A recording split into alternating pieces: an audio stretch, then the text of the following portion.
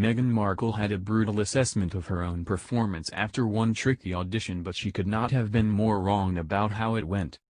Before the Duchess of Sussex married Prince Harry in May 2018, she made her name starring in the popular TV drama Suits. She played the feisty Rachel Zane, playing opposite Patrick J. Adams as Mike Ross. But when she first went in to read for Rachel, Meghan thought the audition went terribly.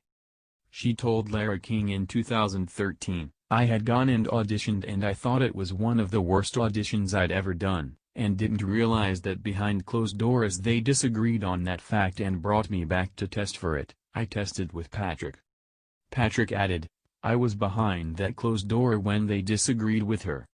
We had known each other from a pilot, another failed pilot long ago that we had worked on together. And so when she left I knew she was nervous and thought she hadn't done well, and as soon as the door closed their eyes went wide and they were like, well, that's it, we're done." Meghan was the last out of the main cast to be chosen. According to the 2018 book Meghan, a Hollywood Princess, she originally decided to go for sexy professional casual clothes, a plum-colored spaghetti strap top, black jeans and high heels, until suddenly she realized it was not quite the right tone. She rushed into a H&M before her audition and bought a $35 (£29) black dress, which she didn't even have time to try on for size first. The producers asked her to put the new dress on before her screen test. The show's creator Aaron Korsh later said they knew Meghan was the one for the role straight away. He said, "We all looked at each other after the Meghan Markle screen test like, wow, this is the one. I think it's because Meghan has the ability, smart and sharp but without losing her sweetness." That was certainly not how it felt for Meghan at the time, however. She called her agent Nick Collins from the car and wailed that she couldn't get her head around the lines, that it was a mouthful and it was the worst audition of her life. She apparently said to him, "I don't think I did a good job in that room and I need to get back in there. I really want this part."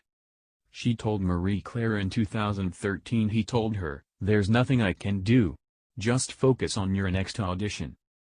By this time Meghan, like most actors in Hollywood, was well used to getting rejections, but it was still difficult every time.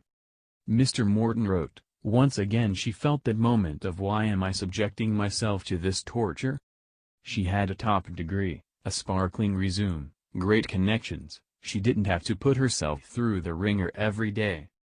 But there was an inevitability to it that Meghan found hard to resist. Meghan once said in an interview with Al Norton, "If you grow up in a coal mining town, you'll probably become a coal miner. I grew up in the industry and was always on set because of my dad, so it seems natural for me to be an actress." While she was waiting to hear back, she kept up her routine of yoga and meditation, while also attending other auditions. Meanwhile, the executives were busy drawing up a contract for the pilot if the network approved. She was formally cast on August 24, 2010.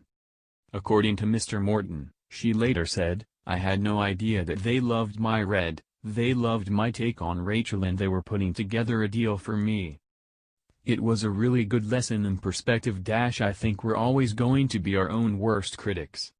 Meghan, a Hollywood Princess was written by Andrew Morton in 2018 and published by Michael O'Mara. It is available here.